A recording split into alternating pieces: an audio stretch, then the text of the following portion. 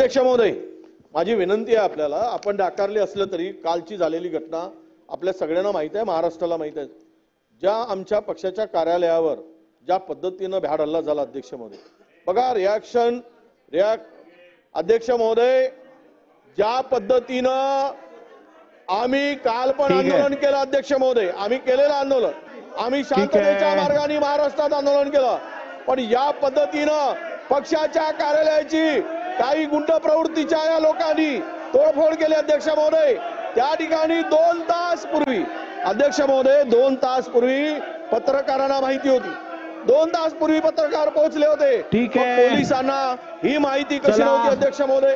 ठीक आहे, समजलं. चला पुढे. आमचे नेते राहुलजी गांधी, सोनियाजी गांधी यांच्या फोटोची मोडतोड केली, शाही फेकली, विडंबना केली.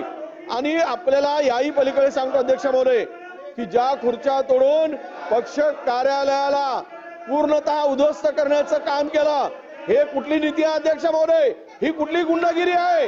म्हणजे बहुमताच्या भरोशावर सत्तेची मस्ती म्हणून जर या पद्धतीनं होत असेल तर आपण तिथे बसून आहात, महाराष्ट्राच्या या विधानसभेच्या सर्वोच्च स्थानी बसून आहात.